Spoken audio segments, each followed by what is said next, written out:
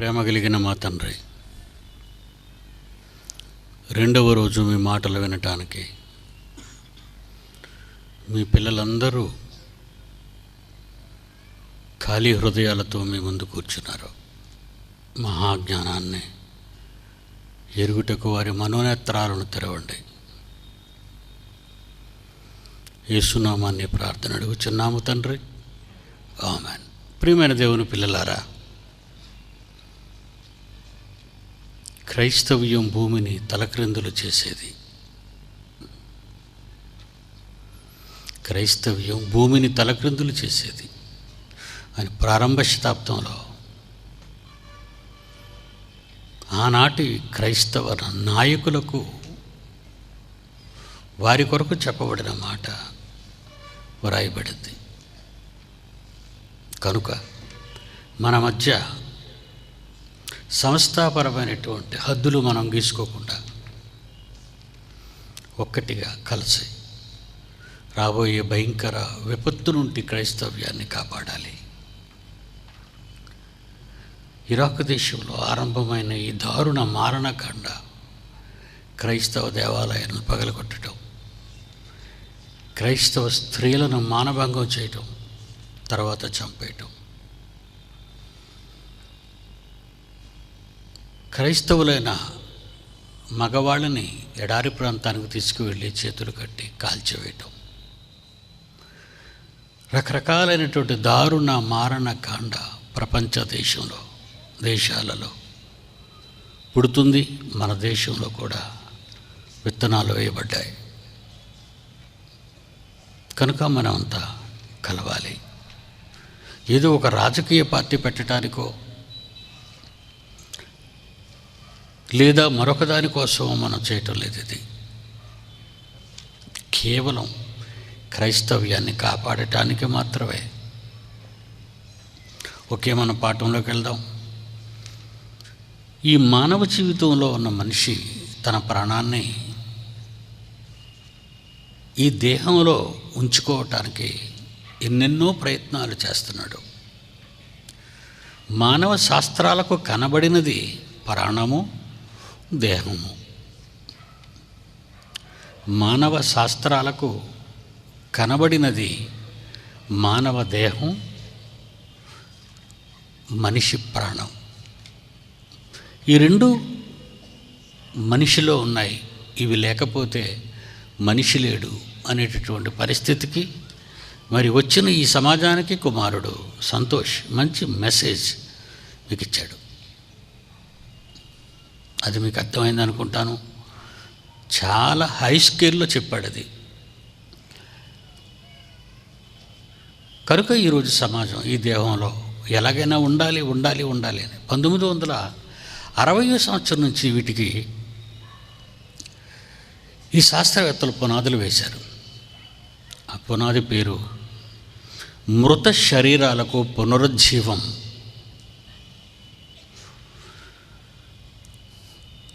Align sprinkler అనేటటువంటి ఒక England శాస్త్రవేత్త, ఆయనకు ఒక ఆలోచన వచ్చింది. ఈరోజు సైన్స్ డెవలప్ అవుతుంది. ఈ సైన్స్ డెవలప్ అవుతున్నది రోజు రోజుకి ఎంతెంతో ఎత్తుకు వెళ్ళిపోతుంది. ఈరోజు శాస్త్రం ఫిజియాలజీ అంటారు దీన్ని, శరీర ధర్మశాస్త్రం, ఫిజియాలజీ. కనుక ప్రపంచంలో ప్రవేశించిన భయంకరమైనటువంటి మరణకరమైన వ్యాధులు అనగా ఎయిడ్స్ లాంటివి, క్యాన్సర్ లాంటివి వచ్చిన తర్వాత మనుషులు చచ్చిపోతున్నారు. మందు మాత్రం కనిపెట్టబడలేదు. మెడిసిన్ దానికి విరుగుడు ఇంకా రాలేదు. ఒకవేళ మరొక 50 సంవత్సరాల తర్వాత, 60 సంవత్సరాల తర్వాత ఇలాంటి మందులు ప్రపంచంలో ప్రవేశిస్తే మరప్పుడు వీళ్ళు చచ్చిపోయిన వాళ్ళు పురుగులైపోతారు కదా. బట్టి తినేస్తుంది, మట్టి పురుగులు తినేస్తాయి వాళ్ళని. వాళ్ళకి దేహం ఉండదు కదా. ఈ కళ్ళు, ఈ ముక్కు, ఈ చెవులు ఇవే ఉండవు. మట్టిలో కలిసిపోతారు వాళ్ళంతా. కనుక మందు వచ్చే నాటికి సుమారు ఒక 100 సంవత్సరాలలో, మరొక 100 సంవత్సరాల్లో మెడిసిన్ ఒకవేళ ఈ ఎయిడ్స్ లాంటి భయంకరమైనటువంటి మరణకరమైన వ్యాధులకు కానివ్వండి, క్యాన్సర్ లాంటి వ్యాధులకు కానివ్వండి, మందు కనిపెట్టబడుతుంది ఎప్పటికైనా ఈ శాస్త్ర ప్రపంచంలో. అప్పుడు ఆ మందు వెయ్యటానికి వీళ్ళు ఉండరు కదా, కనుక వీళ్ళ భద్రపరిచే ఒక స్కీమ్ని ఇంగ్లాండ్ దేశంలో ఆయన ప్రారంభించాడండి 1985 సుమారు. ఆ ఇంగ్లాండ్ దేశంలో ఆయన భార్య అలాయిన్ సింక్లర్ కానీ అతని భార్య కానీ ఈ స్కీమును ప్రారంభించి డీప్ ఫ్రీజ్ పథకం అని ఒకదాన్ని ప్రారంభించారు. 1985 నాటికి 12 మంది ఇందులో రిజిస్టర్ చేయబడ్డారు. అంటే చనిపోయిన తర్వాత వారి శరీరాలని డెత్ సర్టిఫికేట్ తీసుకున్న తర్వాత అలాయిన్ సింక్లర్ గారు పెట్టినటువంటి ప్రాజెక్ట్కి అప్పగించేయాలి ఆ శరీరాన్ని. అప్పుడు ఆ శరీరాన్ని అతను తీసుకొచ్చి ఆ మృత శరీరాన్ని, దేహాన్ని, శవాన్ని మొత్తం రక్తనాళాలు కానివ్వండి, మెదడు కానివ్వండి, మరి లోపల ఉన్న అన్నిటి కూడా శుద్ధి చేసిన తర్వాత డీప్ ఫ్రిడ్జ్లో సుమారు 180 మైనస్లో దీన్ని అత్యల్పమైన నీళ్లు గడ్డగట్టుకుపోయే భయంకరమైన పరిస్థితిలో డీప్ ఫ్రిడ్జ్లో 100 ఇయర్స్, 100 సంవత్సరాల కాలం ఆ బాక్స్లో ఆ శరీరాన్ని భద్రపరచడానికి స్కీమ్ పెట్టి 22 లక్షల రూపాయలు ఆ రోజు 1985 22 లక్షల రూపాయలు దానికి వెల కట్టాడు. దేవుని పిల్లలారా, ఈరోజు కూడాది అలా ఎవరైతే ఈ సంస్థకి, ఈ ప్రాజెక్టుకి మా మరణానంతరం మా శరీరాన్ని అలాయిన్ సింక్లర్ గారికి అప్పగించండి అని వాళ్ళ దగ్గర బ్రతికుండగానే ఉత్తరాలు తీసేసుకొని సంతకాలతో, చనిపోయిన తర్వాత డెత్ సర్టిఫికేట్ తీసుకున్న తర్వాత ఈ శరీరాన్ని, శవాన్ని తీసుకుని వెళ్ళి మరి ఈ డీప్ ఫ్రిజ్ ప్రాసెస్ చేయించిన తర్వాత భద్రపరచడానికి అమెరికాకి పంపిస్తాడు, లాస్ ఏంజల్స్. అక్కడ ఈ శరీరాలన్నింటినీ భద్రపరుస్తారు. వీరి ఉద్దేశం ఏంటంటే, ఇప్పుడు కానీ చనిపోతే మందు కనిపెట్టబడలేదు కదా, మందు కనిపెట్టిన తర్వాత మందు ఇవ్వడానికి ఈ దేహాలు ఉండవు కదా, కనుక ఈ దేహాలన్నింటినీ, ఈ శరీరాలని, శవాలన్నింటినీ కూడా మరి 100 ఏళ్ళు భద్రపరచగలిగే మరి ఈ డీప్ ఫ్రిడ్జ్ సిస్టమ్ అనే దాన్ని లాస్ ఏంజలీస్లో ఒక ఫ్యాక్టరీని ప్రారంభించాడు అలాయిన్ సింక్లర్. అప్పుడు ఈ శరీరాలన్నీ కూడా ప్యాక్ అయిపోయిన తర్వాత బై ఫ్లైట్ ఇవన్నీ కూడా ఇంగ్లాండ్ నుంచి అమెరికాలోని లాస్ ఏంజలీస్కి వెళ్ళిపోతాయి. అక్కడ వాటిని భద్రపరుస్తారు డీప్ ఫ్రిడ్జ్లో, బాక్సుల్లో. మరి లోపల మరి జీవకణాలు చనిపోకుండా అనే ప్రాసెస్ పెట్టాడు. ఆలోచించండి, ఇది ఉంది, ఈ ప్రాజెక్ట్ ఇప్పటికీ ఉంది. మరి ఇది తలపెట్టి 1961, 62లో ఈ ప్రాజెక్టు ఆలోచించాడు. 1985 నుంచి ఇది వర్క్ అంటే పని చేసేటట్టుగా చేశాడు. చాలా శరీరాలు, అంటే ఇంచుమించు ఈ రోజు కానీ మీరు మన శరీరాన్ని అలాయిన్ సింక్లర్ గారికి అంటే ఇప్పుడు 41, ఆయన ఆ రోజుకి 41, మరి ఈరోజు ఇంచుమించు నా వయసు ఉంటుంది ఆయనకి, సింక్లర్ గారికి. కనుక ఈరోజు మన శరీరాలు ఎవరైనా మనం ఆయనకి వెంటనే మన నెట్లోకి వెళ్ళి ఆయన అడ్రస్ తీసుకొని మా శరీరాన్ని మరి మీ డీప్ ఫ్రీజ్ సిస్టంలో మమ్మల్ని కూడా సభ్యులుగా చేర్చుకోండి అని మనం చెప్పుకుంటే మన దగ్గర నుంచి కూడా వాళ్ళు అన్ని డాక్యుమెంట్లు తీసుకున్న తర్వాత ఇప్పుడు present amount is 5 crores Indian money, 5 కోట్ల రూపాయలు ఆయనకి ఈరోజు ఇవ్వాలి. డబ్బు మనం అతనికి డిపాజిట్ చేసిస్తే మన శరీరాన్ని భద్రపరుస్తాడు. ఎందుకు? 100 ఏళ్ల తర్వాత ఈ రోగానికి మందు కనిపెడితే అప్పుడు ఆ మందుని ఆ శవంలోకి ప్రవేశపెట్టి తిరిగి బతికిస్తాడట. అదండి ఆయన కంపెనీ. దేవుని పిల్లలారా, ఒకసారి ఈ మనుషుల జ్ఞానం ఇలా ఉంది, మరి దేవుణ్ణి ఒకసారి మనం అడగాలి. ఎందుకంటే మానవుని పుట్టుక అనేది బైబిల్ చెప్పిందే తప్ప మిగిలిన ఏ గ్రంథాలలోనూ ఎంత మహాజ్ఞానం మరి నిక్షిప్తమై ఉన్న సంగతి లేదండి. ఎందుకంటే బైబిల్ ఒక విజ్ఞానపు గని. ఈరోజు శాస్త్రాలు మరి దాని కింద జోహారాలే తప్ప శాస్త్రవేత్తలు ఇంతవరకు కూడా ఎవరు మరి నన్ను ప్రశ్నించలేకపోతున్నారంటే అదే కారణం. ఏంటంటే ఒకసారి మనం బైబిల్లోకి వెళ్దాం. మరి ఆది కాండంలో మానవ దేహాన్ని ఎలా చేశాడు దేవుడు? మట్టితో. 2:7 మీరు చూస్తారు. నేల మంటితో, అంటే మరణము కాని ఒక ఆకారాన్ని మొట్టమొదటి సృష్టించాడు దేవుడు. మరణము కాని ఆకారం అది. మరణ ద్వారము చూడని ఆకారం. కుమారుడు చెప్పినట్టుగా చావు లేదు వాళ్ళకి. అమరుల్లో వాళ్ళు. అమరులు అంటే నిత్యం ఉండేవాళ్ళు. ఈ మట్టితోనే దేహాన్ని చేశాడు, కానీ దానికి జీవం లేదు. జీవం లేని ఏ శరీరం అయినా అది శవం అంటారే తప్ప శరీరం అని దానిని అనకూడదు. మరి శవంగా ఉంచుకుంటాడు ఆయన? ఉంచడు. అప్పుడు కుమారుడు సంతోష్ చెప్పాడు, తనలోని జీవవాయువుని నరుని నాసికారంధ్రముల గుండా ఓదగా నరుడు జీవాత్మ అయ్యాడు, నిలబడ్డాడు. అంటే దేవునిలోని ఆత్మ మట్టి బొమ్మ, దేవుడు చేసిన మట్టి బొమ్మలోకి వెళ్ళింది. అప్పుడు ఆదాము లేచాడు. ఆదాము ఎంత గొప్పవాడు అని మనం అనుకుంటే ఆ రోజు చాలా గొప్ప సంగతి అండి. ఆదాముకు గాఢ నిద్ర కలుగు చేశాడు, ప్రక్కటెముకను తీశాడు, మన ఆది తల్లిని చేశాడు, అవ్వ ఎదురుగుండా నిలబెట్టాడు. అప్పుడు ఇతనికి తెలివి వచ్చింది. తెలివి వచ్చి చూడమన్నాడు. నాయన ఎవరో తెలుసా అని అడిగాడు. నా ఎముకలో ఎముక, నా మాంసములో మాంసము, నరుడు నరు నుండి తీయబడినది నారి అన్నాడు. ఏంటండి అతనికి అంత పవర్ ఉంది? చూడకుండా ఎలా చెప్పేశాడండి? అతను అని చెప్పుకునే ఆత్మ అది దేవుని నుండి వచ్చింది. దేవుడు ఎంత ఉన్నతంగా ఉన్నాడో అంత ఉన్నతంగా మట్టి శరీరంలో ఆదాం కనబడుతున్నట్టుగా మనకు కనబడుతుందండి. పేర్లు ఆదామే పెట్టాలండి, ఆయనే పెట్టాలి. ఈ మట్టి ఆకారం కోసం విశ్వాన్ని చేశాడు. విశ్వంలో ఈ మట్టి ఆకారం కోసం అన్నీ చేశాడు. అన్నీ మనిషి పాదాల క్రింద పెట్టాడు. అలా ఆకారాన్ని తెచ్చుకున్న మనిషి తప్పు చేశాడు. 2:19 ఆదికాండం 2:19.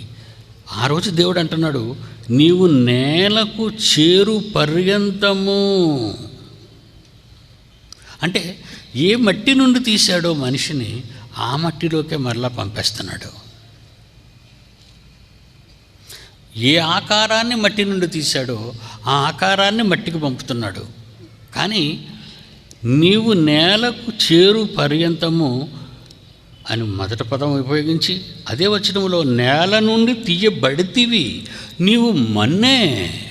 నీ ఆకారం, నీ దేహం, నీ శరీరం, నీకు ఇచ్చిన ఫిజిక్ ఇదంతా కూడా మట్టిలో నుంచే వచ్చింది. నువ్వు మన్ను, నువ్వు మట్టి బుద్ధి చూపించుకున్నావు, నువ్వు మంటివాడు అనిపించుకున్నావు.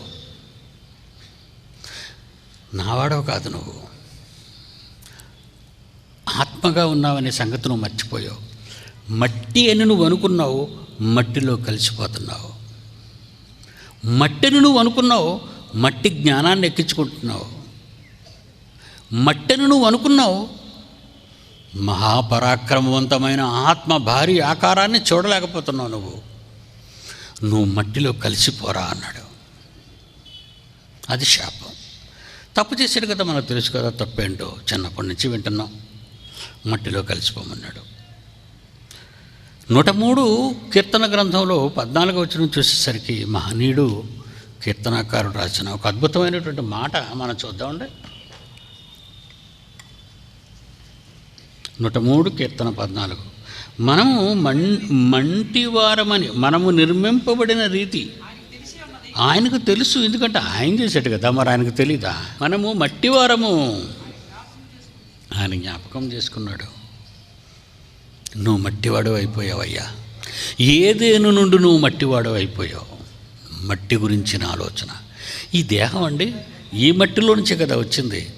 ఈ మట్టిలో పుట్టినవన్నీ మట్టిలో నుంచి వచ్చిన ఈ దేహం కోరుకోవటం విశేషం, అద్భుతం అండి.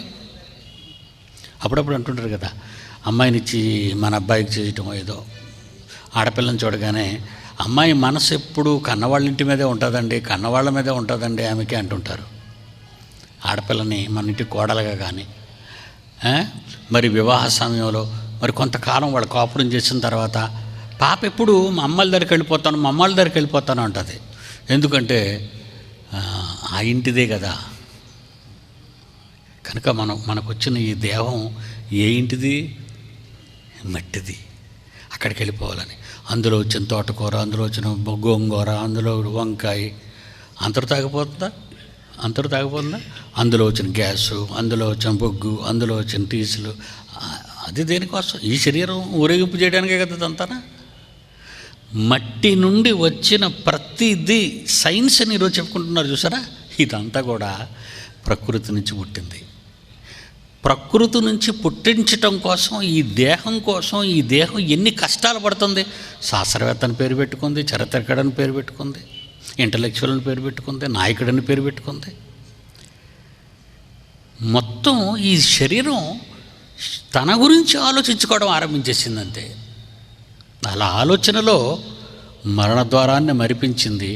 మరణంతో నీ పని సరే అని అనిపించింది. మనుషులు మారిపోయారు. ఈ మారిపోయినప్పుడు మనం అన్న మాటేటి, దేవుడు అన్న మాటేటి, మంటివాడవరా నువ్వు అని. అప్పుడప్పుడు ఎవరైనా తప్పు చేసినప్పుడు, తీరని మాట మనల్ని అన్నప్పుడు కానీ, లేదంటే మనకి ఏదైనా ద్రోహం చేసినప్పుడు కానీ ఒక మాట అంటాం, రే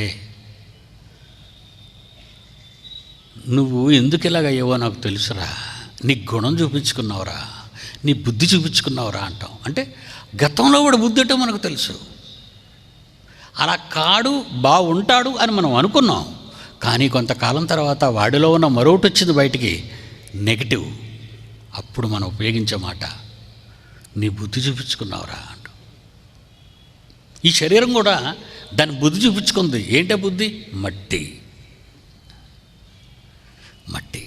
మట్టిలోంచి ఎంత బంగారం, మట్టిలోని చెన్ని వజ్ర వైడూర్యాలు, మట్టిలోని చెన్ని భవన నిర్మాణాలు, మట్టిలోని చెన్ని ఆకాశాన్ని ఎగిరే విమానాలు, మట్టిలో నుంచి అబ్బబ్బబ్బబ్బబ్బబ్బ ఒకటా రెండా మనిషికి ఎక్కడంటే విశ్రాంతి ఉంది? మట్టి.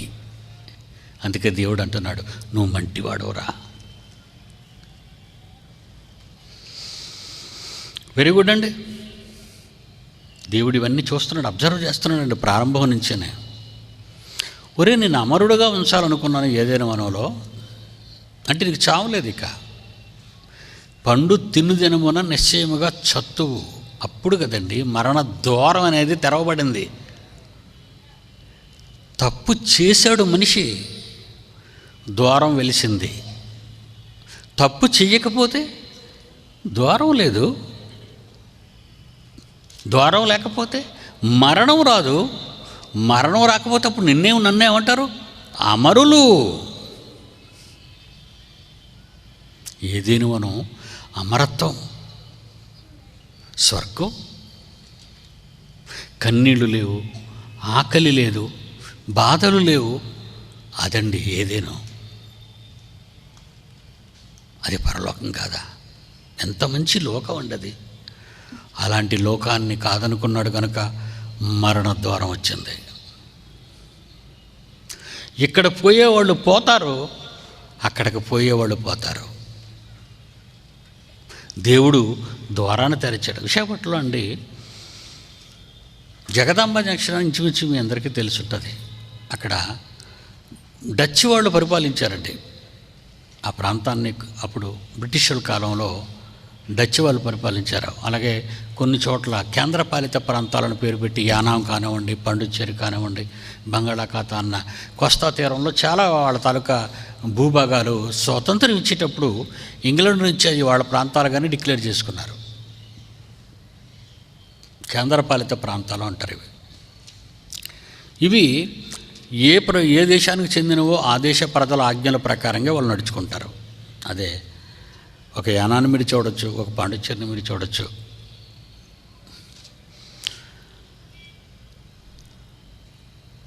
ఎందుకంటే కలవరు వాళ్ళు వీళ్ళు కలవరు.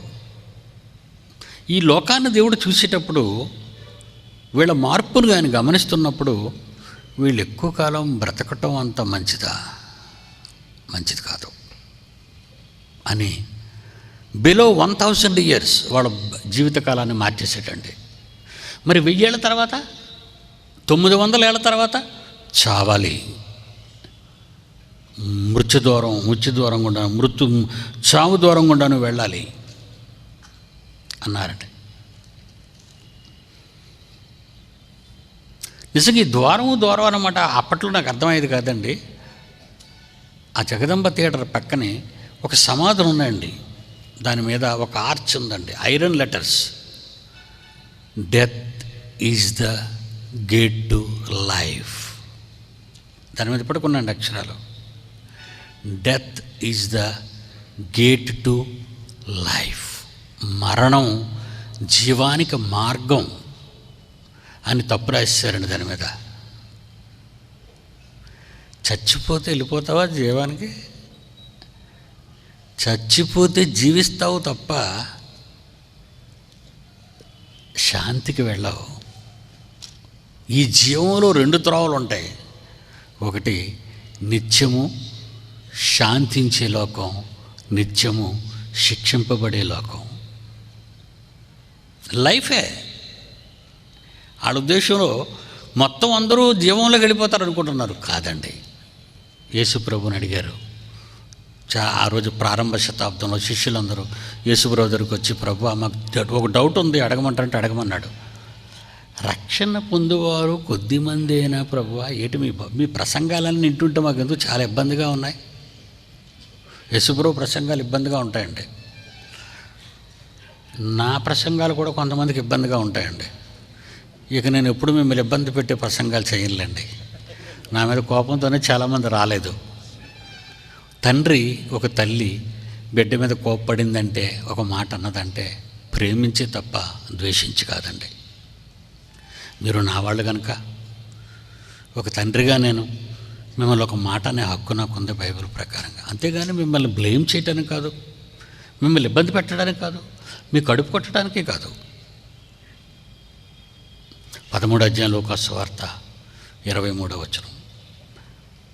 లోకాసు వార్త 13వ అధ్యాయం 23. ఒకడు, ప్రభువా రక్షణ పొందువారు కొద్ది మందేనా? ఎందుకు అడిగాడన్నమాట? ఈయన ప్రసంగాలు చూస్తే ఇంత తీవ్ర స్థాయిలో ఉన్నాయి. మరి ఇలాగ ఉండడం అంటే చాలా కష్టం కదా మనం బ్రతకటం. కనుక నరకానికి పోయేవాళ్ళు, రక్షణ లేని వాళ్ళే ఎక్కువ మంది అయిపోతున్నారు. మరి రక్షణ పొందేవారు కొద్దిమందేనా ప్రభువా, కొంచెం మందేనా ప్రభు అని అడిగాడండి. అప్పుడు యేసుప్రభు అన్నాడు, ఆయన వారిని చూచి ఇరుకు ద్వారమున ప్రవేశింప పోరాడుడి. అనేకులు ఆ ఇరుకు ద్వారము గుండా జీవానికి వెళ్ళిపోవాలని ప్రవేశింపజూతురు. Try to enter. ప్రవేశింపజూతురు, వెళ్ళటానికి ప్రయత్నం చేస్తారు. కానీ ఒకటి చెప్పేశారు రిజల్ట్. ఏంటి రిజల్ట్? వారి వలన కాదు.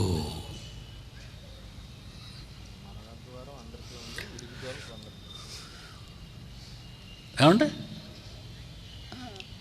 రక్షణ పొందువారు కొద్దిమందేనా? కొద్దిమందే. అందుకే దేవుడు ఏం చేశాడంటే, ఆయన మాటల్లో ఎలాగుంటాయంటే 969 సంవత్సరాలు బ్రతికాడండి మెతూషెల. పితరులు వాళ్ళంతా పితరుల కాలం. అది శాపం వచ్చిన తర్వాత. అది నోవహు కాలానికి వచ్చేసరికి జలప్రళయం వచ్చింది, మీకు తెలుసు. అప్పుడు 120 సంవత్సరాలు వాళ్ళ లైఫ్ టైం. అంతే కదండి.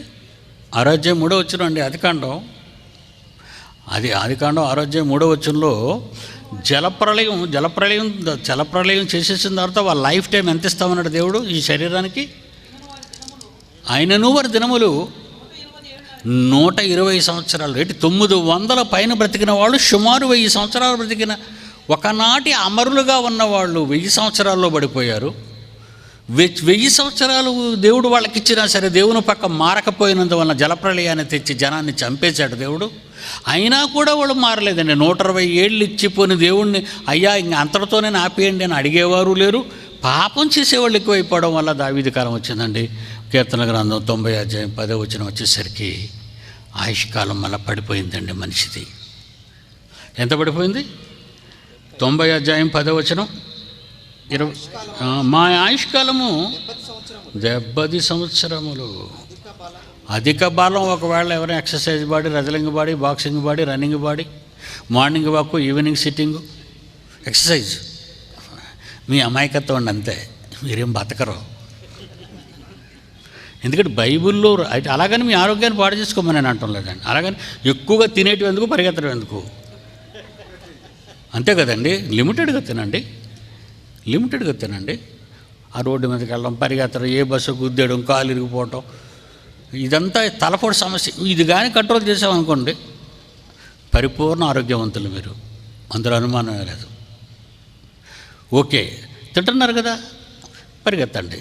మరి అధిక ప్రయాసం కదా, అది టైం వేస్ట్ అయిపోతుంది కదా, ఆరోగ్యం కోసం వేస్ట్ అయిపోతుంది. మరి ఆ పనిలో ఆ సమయంలో దేవుడు పని చేయొచ్చు కదా, చేయొచ్చు.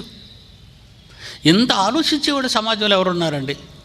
దేవుని కోసం నేను ఎక్కువ తినకూడదు, దేవుని కోసం నేను మాంసం తినకూడదు, దేవుని కోసం నేను ఐస్ క్రీమ్ తినకూడదు, ఏమండి దేవుని కోసం ఏమంటే రొయ్యలు తినకూడదు. ఏంటి కొలెస్ట్రాల్ అండి ఇదంతానా? మన హార్ట్కి సంబంధించినటువంటి వ్యాధులు పుట్టడానికి కారణం అవేనండి. పుట్టిన కాడి నుంచి లప్ కొట్టుకున్నది, ఇప్పటివరకు ఆగలేదండి. కీచు వదిలేసాడు దేవుడు.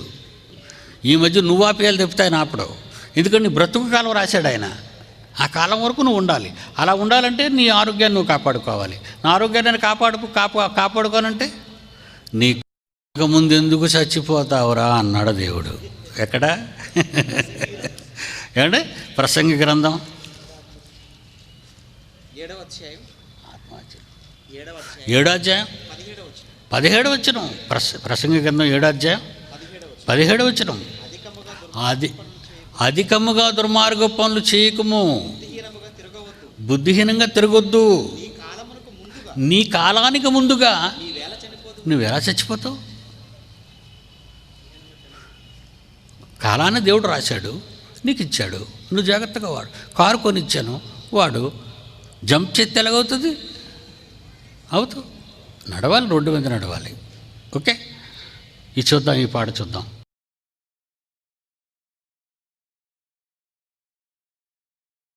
మనుషులు ఎందుకు బ్రతుకుతున్నారు, ఈ దేహం పట్ల ఎలా మక్కువ చూపించి నాశనం అవుతున్నారో ఎంతోమంది యథార్థ గాథలండి అవన్నీ మీకు చూపిస్తున్నవి.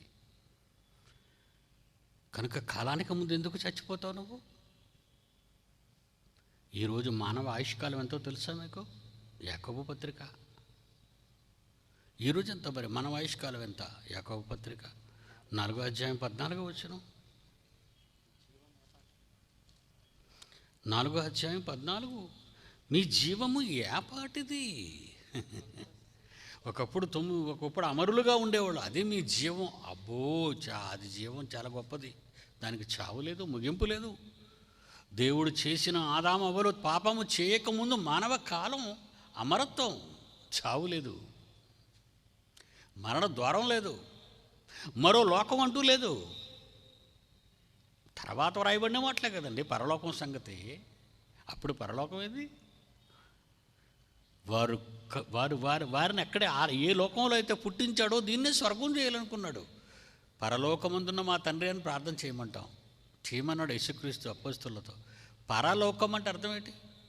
విశాఖపట్నానికి శ్రీకాకుళం పరాయి పట్టణం, పరాయి జిల్లా, అవునా? శ్రీకాకుళానికి విజయనగరం పరాయి జిల్లా. పరాయి జిల్లా వేరో జిల్లా, వేరొక చోటు, అది వేరొక ప్రాంతం, అది దానికి ఒక పేరుంది. నిజంగా ఏదేని వనం ఉన్న ఆనాటి ఆలోకమే అమరులుగా మనుషులుంటే మరో లోకం గురించి మనం ఎదురు చూడవలసిన అవసరం లేదు. అమరులుగానే మనం ఉండేవాళ్ళమే. ఈ శరీరానికి అప్పుడు చావు లేదు. పండు తిన్నారు గనక మట్టిలో కలిపేశాడు మనిషికి శాపం ఇచ్చి. ఆ మట్టిలో కలిపిన తర్వాత 1000 సంవత్సరాలకు పడిపోయింది వాళ్ళ లైఫ్ టైం, వాళ్ళ లైఫ్ స్పాన్ అండి అది. నువ్వు బ్రతికే కాలం 1000. అంతటితో కూడా మనిషి మారుతున్నాడా అని ఆలోచిస్తే మారలేదండి. జలప్రళయం ద్వారా దేవునికి నొప్పి రప్పించాడండి. అతని హృదయంలో గాయపడ్డాడండి. మనుషులను భూమి మీద చేసినందుకు విచారించాడండి. చంపేశాడు, అందరినీ చంపేశాడు. ఎనమండుగును మాత్రమే కాపాడాడు. కొంతమందినే కాపాడతాడు ఆయన, అందరినీ కాపాడు. 120 ఏళ్ళు ఇచ్చాడు పోనీలే అని. 120 ఏళ్ళని నిలబడ్డారండి వాళ్ళు. 120 ఏళ్ళని నిలబడ్డారా? ఆ కాలం కూడా వాళ్ళకి ఎక్కువైపోయి విపరీతమైన భయంకర పాపాలు చేయటం మొదలుపెట్టారండి. అప్పుడు వాళ్ళ లైఫ్ టైం దావీదు కాలం వచ్చింది. 70-80 పడిపోయింది. ఇప్పుడు ఎంతలో కనబడు అంతలో మాయమైపోయే ఆవిరి. కనుక ఈరోజు మన చావు పలానప్పుడు నేను ఉంటాను చేస్తానని లేదండి. పాపం ఆయన ఎంపీ గారు ఎవరండి, ఆయన శ్రీకాకుళం చనిపోయిన ఎర్రనాయుడు గారు పాపం వివాహానికి వచ్చారు వైజాగ్. పాపం వివాహం చూసుకున్నారు ఆయన. మళ్ళీ తిరిగి కారులో వచ్చేస్తున్నాడు. అంతే కదా, చచ్చిపోయాడు. మీరు ఎంతలో కనబడు అంతలో మాయమైపోయి ఆవిరి. ఇప్పుడు మన లైఫ్కి ఏమి ఎవరు గ్యారంటీ ఇవ్వరండి. ఈ గ్యారంటీ లేకపోవడం ఒక వంతు అయితే, ఇంకా మన ఆయుష్యం తగ్గించుకోవడానికి అన్ని పనికిరాని పనులు చేస్తున్నాం. నీ కాలానికి ముందు నువ్వు ఎందుకు రాలిపోతావు అన్నాడు. అప్పుడప్పుడు తల్లి కోపం వచ్చినప్పుడు, నా చిన్నప్పుడు కొన్ని తిట్లు విన్నానండి. తల్లులు పిల్లలు తిట్టే తిట్లు. ఒక తిట్లు చెప్తానండి, నీ బుగ్గెత్తిపోయా అని తిట్టేది. ఏడు బుగ్గేస్తానంటే తల్లి అనుకున్నాను. వాడిని కాల్చిన తర్వాత ఆడి బూడిద తీసుకెళ్ళి నదుల్లో వేయడం. నువ్వు ఎప్పుడు రాలిపోతావురా, నీ బుగ్గెత్తిపోయా అనేది కొడుకుని కూతుర్ని. నువ్వు ఎప్పుడు రాలిపోతావా, బుగ్గెత్తడం ఏంటి నాయనా? దాని అర్థం ఏంటంటే, నేను అడిగాను మా అమ్మని, మా నాన్న, అమ్మ ఏంటి ఎలాగంటున్నారు అంటే, ఒరే నాయన, వీళ్ళు ఆచార ప్రకారంగా చనిపోగానే కాలుస్తారు కదరా, కాల్చిన తర్వాత బూడిద మిగులుతారు, చెంబుతో పట్టుకుంటారు, ఈ బూడిద తీసుకెళ్ళి పుణ్య నదుల్లో పుణ్యం రావాలని జల్లుతారు, అది నీ బుగ్గెత్తిపోయా అంటే.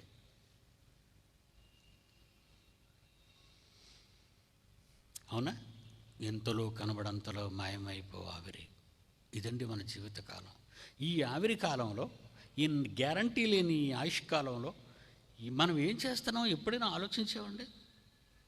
ఇదిగోండి అలాని సింక్లర్ ఆలోచించాడు, మీరేం వర్రీ కాకండి, మీ బాడీస్ అయినా నాకు ఇచ్చేయండి, నేను డీప్ ఫ్రిడ్జ్లో పెడతాను, లండన్లో కాదు, నా ఫ్యాక్టరీ, నా ప్రాజెక్ట్ అంతా లాస్ ఏంజలస్ అమెరికాలో ఉంది, అక్కడికి ప్యాక్లు పంపుతాను, అక్కడ మీరు భద్రపరచబడతారు, నేను కూడా చచ్చిపోతాను. వాడి గురించి కూడా ఒకటి కన్ఫర్మ్ చేసుకున్నాడు బాక్సు, వాడి గురించి, వాడి భార్య గురించి. మమ్మల్ని ఇందులో పెట్టేమని రాసి ఇచ్చేస్తారు ఆ కంపెనీ వాళ్ళు. అయితే ప్రాజెక్ట్ ఉంటుంది, కాంట్రాక్ట్ ఉంటుంది, స్టాఫ్ మారుతారు అంతే. అలాగ వాడు ప్రాజెక్టును తయారు చేసి బతికేద్దామనే బతకలేరండి. అమాయకుడు వాడు, పిచ్చి పట్టింది అడిగి. దేవుడు ఒక మాట అన్నాడండి, బ్రతకాలనుకునే ప్రతి వారికి దేవుడు కొన్ని హెచ్చరికలు రాశాడండి బైబిల్లో. చూద్దామా? బ్రతకాలి అనుకుంటాడా? బాగా వినాలి. కథ చెప్పను నేను కదా. ఎవరైనా చాలామంది చచ్చిపోకుండా తిరిగి వచ్చేస్తారు, ఆత్మహత్య చేసుకుందని వెళ్తారు, తిరిగి వచ్చేస్తారు. వచ్చేసిన తర్వాత వాళ్ళతో మాట్లాడానండి, మీరు ఎలా తిరిగి వచ్చారు అని.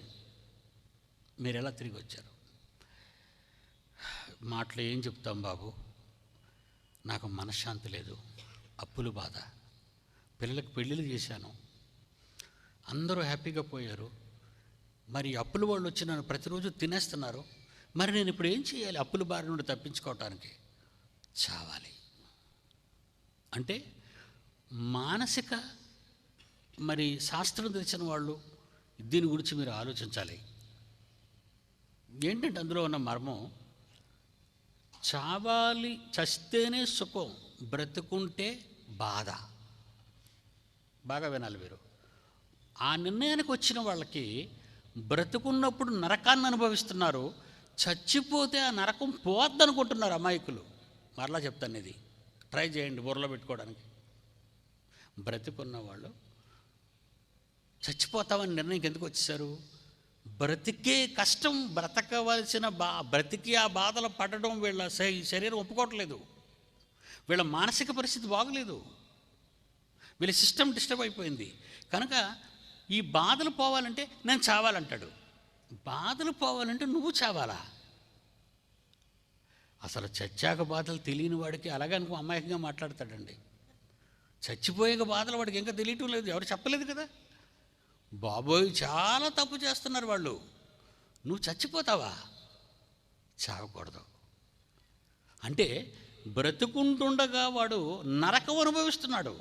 బ్రతుకుంటూ ఈ నరకాన్ని అనుభవించేవాడు చావడానికి ఇష్టపడతాడు. ఏమండి? బ్రతుకుంటూ కష్టపడినవాడు చావడానికి ఇష్టపడతాడు. ఎవడైతే చావటానికి ఇష్టపడతాడో దేవుడు వాళ్ళని బ్రతికిస్తాడండి. ఎందుకు అంటారా? ఒకసారి బైబిల్ చూద్దాం. నువ్వు చచ్చిపోయి నీ సమస్యలు పరిష్కరించుకుందాం అనుకుంటున్నావు, పరిష్కారం కావు. అలాంటి వాళ్ళు, చనిపోవాలనుకునే వాళ్ళ గురించి దేవుడు కొన్ని మంచి మాటలు రాయించాడు. బ్రతకాలి, మా బ్రతుకు కాలాన్ని పెంచాలి అనుకున్నారు చాలామంది. వాళ్లకు ఇది సంబంధించింది, చచ్చిపోయే వాళ్ళకి ఇది సంబంధించింది. చనిపోవాలని నిర్ణయాలు తీసుకున్నవారు వినండి. మేము శాశ్వత కాలం బ్రతకాలి అనుకునేవాళ్ళు దయచేసి వినండి. వీళ్ళు రెండు వర్గాల కొరకు దేవుడు తన గ్రంథంలో రాయించిన కొన్ని అద్భుతమైన సందర్భాలు మనం ఈ సమయంలో చూద్దాం. అంటే యోబు గ్రంథం 3వ అధ్యాయం, అందరూ తేండి. యోబు గ్రంథం 3వ అధ్యాయం 21.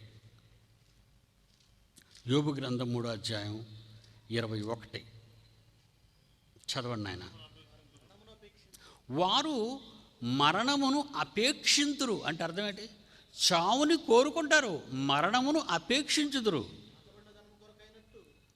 చూసారంటే, దాచబడిన ధనము కొరకైనట్టు దాని కనుగొనుటకై లోతుగా తవ్వుతున్నారు చావటానికి.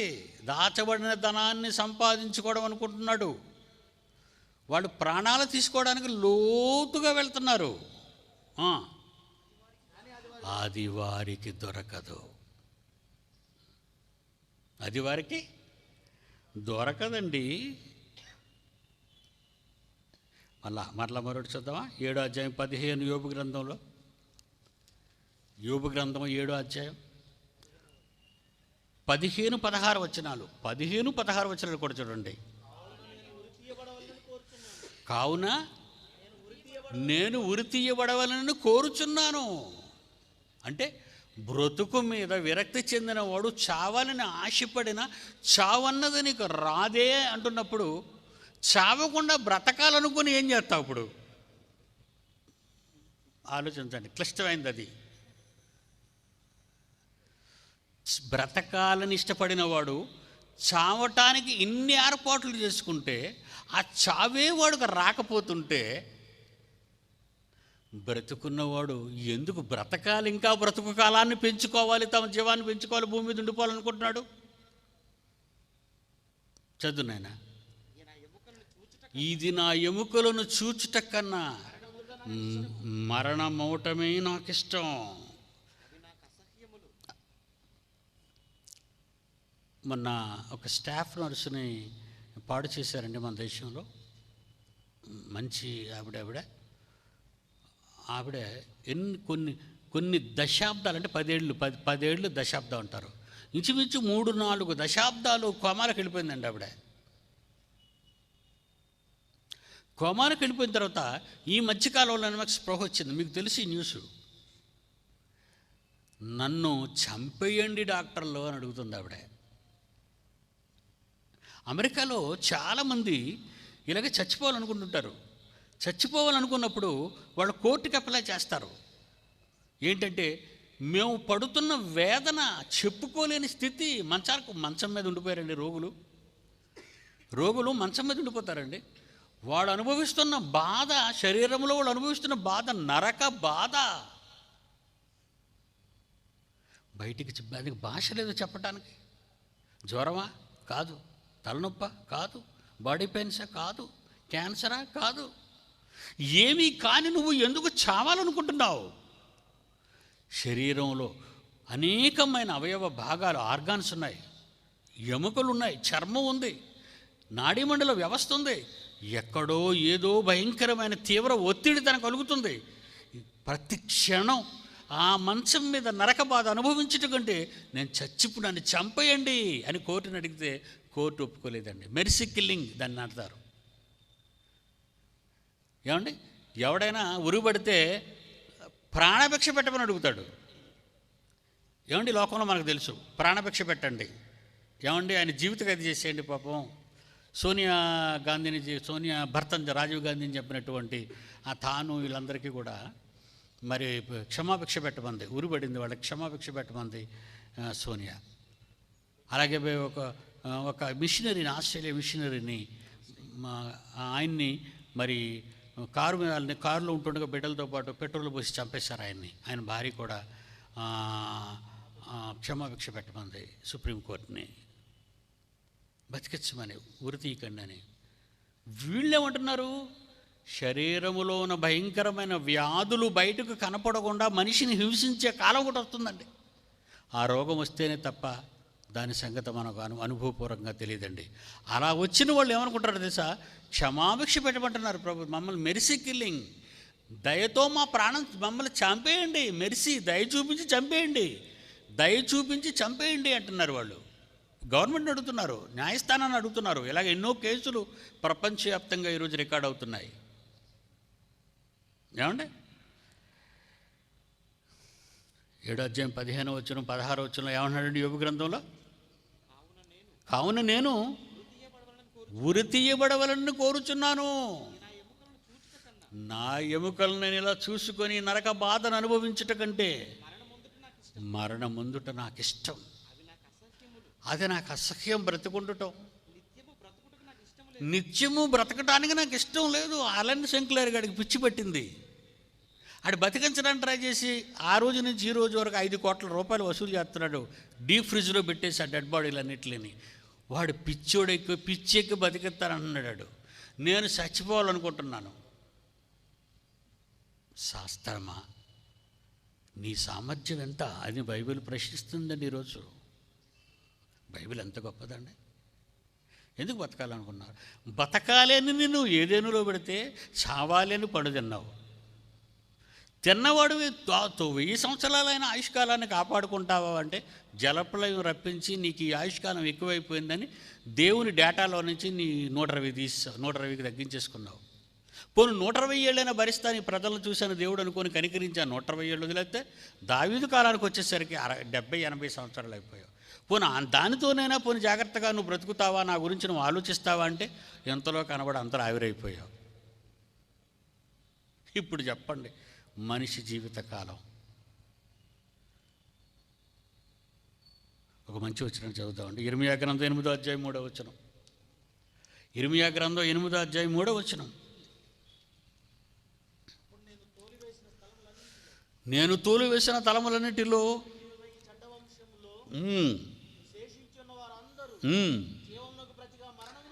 జీవమునకు ప్రతిగా మరణమును కోరుకుంటారు. మీరు చచ్చిపోతాం. ప్రకటన గ్రంథం 9వ అధ్యాయం 6వ వచనం భవిష్యత్తు రాశాడండి. ఈ మానవ సమాజానికి బైబిల్లో రాసిన చివరి పుస్తకంలో మరణం కావాలని మనుషులు వెతికే కాలం అండి ఇది. ప్రకటన గ్రంథం 9వ అధ్యాయం 6వ వచనం చూడండి ప్రియులారా. ఆ దినములలో మనుష్యులు మరణమును వెతుకుదురు. Mercy killing, please doctor, judge గారు, న్యాయాధిపతి గారు, డాక్టర్ గారు నన్ను చంపేయండి, మెర్సీ కిల్లింగ్, పాయిజన్ ఇంజెక్షన్ చంపేయండి, నేను బతకలేకపోతాను నీ బాడీలో. ఆ దినములలో మనుషులు మరణాన్ని వెతుకుదురు, కానీ అది వారికి దొరకదు. చావవలని ఆశపడదురు. భార్య కావాలని ఆశపడడం చూసాం, భోజనం కావాలని ఆశపడడం చూసాం, ఇల్లు కట్టాలని ఆశపడడం చూసాం, కారు కొనాలని ఆశపడడం చూసాం. చావాలని ఆశ, చావవలని ఆశపడుదురు. అమ్మా అమ్మా అమ్మా అమ్మా అమ్మా అమ్మా మరణమా, అమ్మ మరణమా, రామ్మ, లేకపోతే నేనే వస్తానమ్మా మన దగ్గరికి. అప్పుడు అదేం చేస్తుందట చదవండి. మరణము వారి యొద్ద నుండి వద్దు బాబో నువ్వు అంది. నువ్వు వద్దు, నేను నీ దగ్గరికి రాను. చావవలనని ఆశపడుదురు. మరణము వారి యొద్ద నుండి పారిపోవును. యోబు గ్రంథం 11వ అధ్యాయం 20వ వచనం. యోబు గ్రంథం 11వ అధ్యాయం 20వ వచనం. ప్రాణము ఎప్పుడు విడిచెదమో అని వారు అది దాని కొరకు వాళ్ళు ఎదురు చూస్తున్నారు. ప్రియులారా, చచ్చి బ్రతుకుతావా, బ్రతికి చస్తావా? మన ముందు బ్రతికి చస్తావు మనం అనుకుంటున్నాం కదండి. ఏమండి, ఈ మధ్యన ఒక కొరియన్ సైంటిస్టు, మీకు ఇప్పుడు చూతురు కానివ్వండి, వాడికి 1.5 year కొరియా కోర్టు శిక్ష వేసిందండి. వాడు ఏం చేశాడంటే, మనుషులను మరొక మనిషిని క్లోనింగ్ సిస్టమ్ అన్న దాన్ని కనిపెట్టి ఒక మనిషిని తయారు చేసి వాడిలో నుంచి ఆ డిఎన్ఏని బయటకు తీసి మానవ శరీరంలో ఎన్ని లోపాలు ఏ ఆర్గాన్స్కి అయితే సంభవిస్తాయో, శరీరంలో ఏ భాగాలకైతే రోగాలు వస్తాయని, అంటే మీ అబ్బాయికి అర్థమయ్యేటట్టుగా వాటిని ముందే మనం కనిపెట్టి ఆ వచ్చే రోగాన్ని ఆ పర్సంటేజ్ని మనం బయటకు తీసేసి మనం ఆ శరీరంలోకి ఈ కొత్త సిస్టాన్ని మనం కానీ ప్రవేశపెడితే మానవుని మరొకటి తయారు చేసేసి, మీకు గుండె కావాలనుకోండి మరొకటి గుండెని మనకివ్వడం, మీకు ఊపిరితిత్తులు కావాలనుకోండి మరొకటి ఊపిరితిత్తులు మనకివ్వడం. ఎవరో దాతలు ఇవ్వాలి, కానీ వాళ్ళు చచ్చిపోతారా మన గురించి? కనుక లక్షల మీద అమ్ముడుపోతున్నాయి ఈరోజు. కానీ ఎవరు ఇవ్వటం లేదు. ఎన్ని కోట్లు ఇచ్చినా మనకి ఎవడో గుండెకాయ ఇవ్వడం కష్టం. అది సడన్ యాక్సిడెంట్లో చనిపోయిన వాడికి తీయాలి. అది 2 గంటల ముందుగానే ఈ శరీరంలో ఉన్న అవయవాలు, గుండె కానీ కిడ్నీస్ కానివ్వండి, ఊపిరితిత్తులు కానివ్వండి, ఇవన్నీ భద్రపరచాలి. మనం హాస్పిటల్లో స్టోర్లో ఉంచాలి జాగ్రత్తగా, వాటిని కోల్డ్లో. అవి మనకు వాడతారు. ఇలా మనం ఎందుకు చేయాలి అని వీడు ఏం చేశాడంటే, మనిషిలో నుంచి ఒక మనిషి డిఎన్ఏని తీసి అలాంటి మనుషులు ఒక 100 మందిని చేసేస్తే వీళ్ళందరినీ చూసారా, స్పేర్ పార్ట్స్ అమ్ముతారు. కార్లకి స్పేర్ పార్ట్లు, మోటార్ సైకిల్ స్పేర్ పార్ట్లు, ఇలాంటి స్పేర్ పార్ట్ల దుకాణం పెడదామని ఆలోచించాడండి వాడు, కొరియావాడు. అంటే గుండెలు, కిడ్నీలు, ఊపిరితిత్తులు ఇలాంటివన్నీ, అంటే మనుషులను తయారు చేద్దాం, శరీరంలో నుంచి మరొక శరీరాన్ని తీద్దాం. దాన్ని క్లోనింగ్. ముందు గొర్రెపిల్లని తయారు చేశారండి, డాలీ. రైటే. ఒకసారి మీరు ఇది మీరు వింటే బాగుంటుంది. ఇది నేను చెప్పే కంటే మీరు వింటే బాగుంటుంది. వినండి. చైనా తలపెట్టిన క్లోనింగ్ యజ్ఞం మొత్తం Boyalife, South Korea company Sooam biotechnology joint వెంచర్లో నడుస్తోంది. అయితే దీన్ని పర్యవేక్షించేది మాత్రం హ్యాంగ్ వు సుకీనే. నిషేధాన్ని పట్టించుకోకుండా హ్యూమన్ క్లోనింగ్ ప్రయత్నాలు చేయడం, ఆ తర్వాత అదంతా బోగస్ అని తెలిసిపోవడంతో 1.5 సంవత్సరాలు అతను జైలు శిక్ష కూడా అనుభవించాడు. అలాంటి నేర చరిత్ర ఉన్న వ్యక్తి ఆధ్వర్యంలో నడుస్తుంది కాబట్టే ఇప్పుడు అతను హ్యూమన్ క్లోనింగ్కు పాల్పడతాడేమోనని సందేహాలు వ్యక్తమవుతున్నాయి.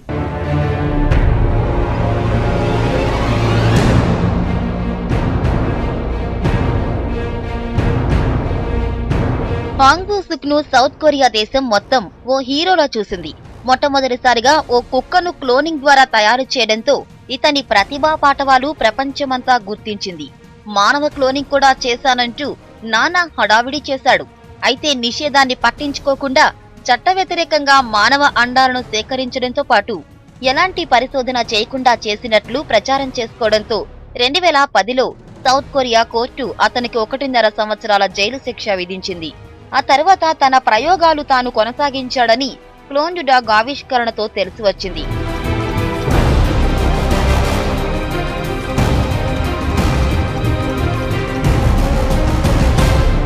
అయితే ఇప్పుడు చైనాలో నిర్మిస్తున్న క్లోనింగ్ ఫ్యాక్టరీ తదుపరి లక్ష్యం అదే అవుతుందేమో అన్న చర్చ మాత్రం బయలుదేరింది. మానవ శరీరంలోని జీన్స్ తయారీ, వాటి ద్వారా అనువంశిక మార్పులు వారసత్వంగా తమ సంతానానికి వస్తాయి. అయితే ఇప్పుడు మానవ శరీరంతో ప్రమేయం లేకుండా ల్యాబొరేటరీలో మనుషులు సృష్టించబడతారనేది ఓ సైంటిఫిక్ థ్రిల్లర్ సినిమాలానే అనిపించక మానదు. అయితే ఇలా ఓ వేళ జరిగితే అలా తయారు చేయబడిన మనుషుల ప్రతిభ, దేహదారుఢ్యం, వ్యాధి నిరోధకత, జీవితకాలంపై కాస్తో కూస్తో అందరికీ ఓ అవగాహన ఉంది. విపరీతమైన తెలివితేటలు, బలమైన శరీరం, వ్యాధులు దరిచేరని ఆరోగ్య స్థితి, కనీసం 100 ఏళ్ల జీవితకాలం హ్యూమన్ క్లోన్స్ కుంటుందని శాస్త్రవేత్తల ఊహమాత్రపు ప్రచారంగా ఉంది. ఇంతవరకు బాగానే ఉంది. కానీ సహజ పద్ధతిలో జన్మించిన వారికుండే ఎమోషన్స్ అంటే భావోద్వేగాలు, తల్లిదండ్రులతో అనుబంధం, సమాజంతో మెలిగే తీరు ఎలా ఉంటుందన్నదే సస్పెన్స్ గా ఉంటోంది. అయితే ఎటూ తీసుకునేది ఓ మానవ కణంలోని కేంద్రకం తొలగించిన కణం, లేదంటే కేంద్రకం తొలగించబడిన అండమే కనుక ఇవన్నీ ఖచ్చితంగా వారిలో కూడా ఉంటాయని నమ్మవచ్చు. అయితే వీరికి తల్లిదండ్రుల స్థానంలో ఎవరు నిల్చుంటారనేది ఆసక్తికరంగా మారక తప్పదు. ఈ అంచనాలన్నీ నిజంగా హ్యూమన్ క్లోన్స్ తయారైన తర్వాత ఏర్పడే పరిస్థితి. ఇప్పటికే టెస్ట్ ట్యూబ్ బేబీలను చూసాం. అలానే సంతానం కలగని వారికి ఇన్విట్రో ఫర్టిలైజేషన్ ద్వారా పిల్లలు కలగడం చూసాం. మన దేశం వరకు చూసుకుంటే చట్టంతో పని లేకుండా మెల్లగా సరోగ్రసీ అనే మరో పద్ధతి కూడా ఇప్పుడిప్పుడే ప్రాచుర్యంలోకి వస్తుంది. ఇన్ని పద్ధతుల్లో సంతానం కలుగుతున్నప్పుడు ఇక నెక్స్ట్ హ్యూమన్ క్లోనింగ్ కూడా జీవితాల్లోకి చొరబడక తప్పదేమో అనిపించక మానదు.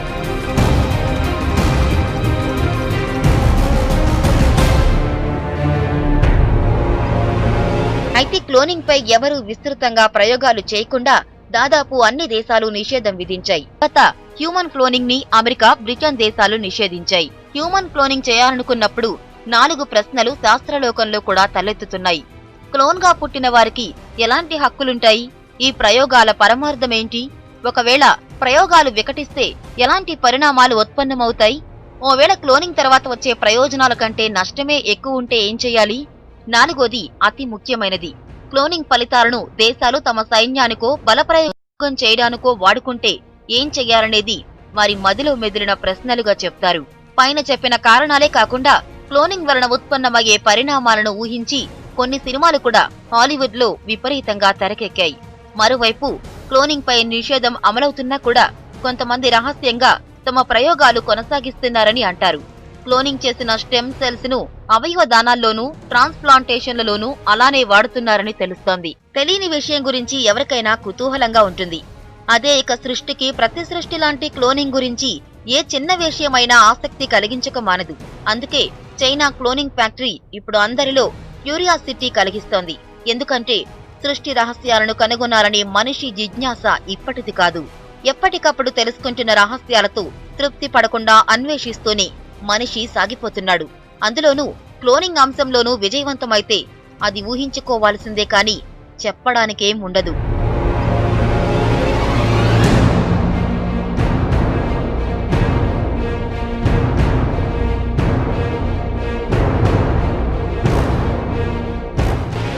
ఆలోచించారా?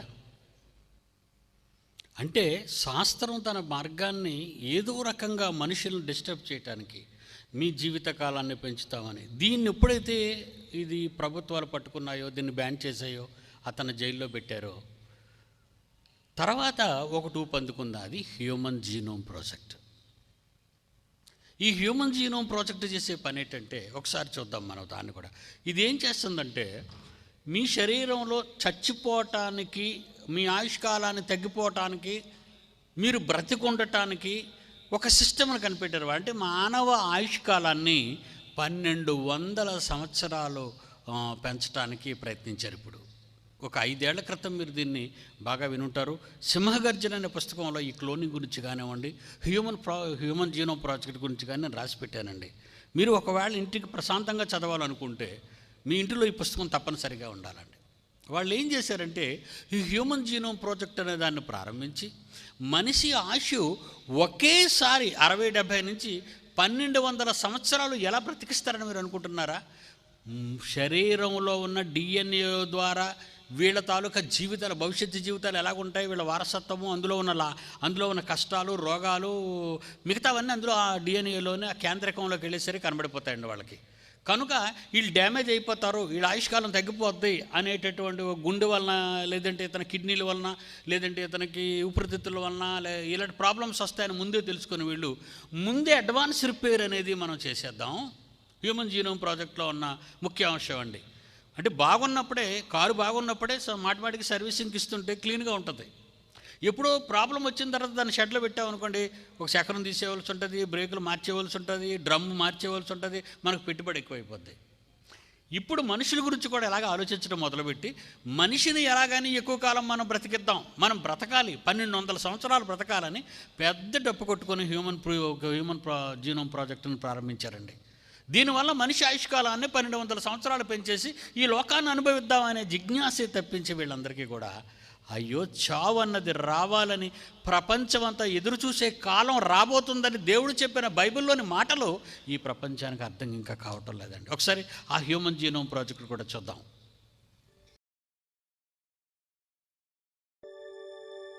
And to show you the true power of this molecule, we're going to start with one atom deep inside.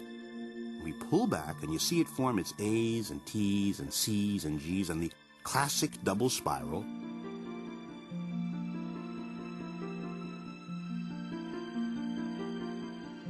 And then it starts the mysterious process that creates a healthy new baby.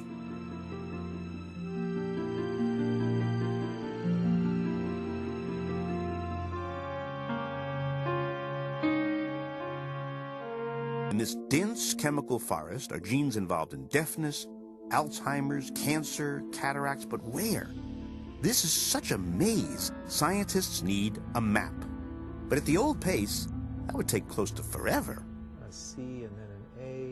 And then came the revolution. In the last 10 years, the entire process has been computerized. That cost hundreds of millions of dollars. But now, instead of decoding only a few hundred letters by hand in a day, together these machines can do 1,000 every second. And that has made all the difference. This is something that's going to go in the textbooks. Everybody knows that. Genomes are stored in cells as DNA. DNA is short for deoxyribonucleic acid, an amazing molecule that stores information using a special code. You can think of a genome as a coded cookbook to build and grow an organism. For example, you. The human genome contains about 23,000 recipes that code for different proteins. Each recipe or functional unit of DNA is called a gene. But only about 2% codes for protein.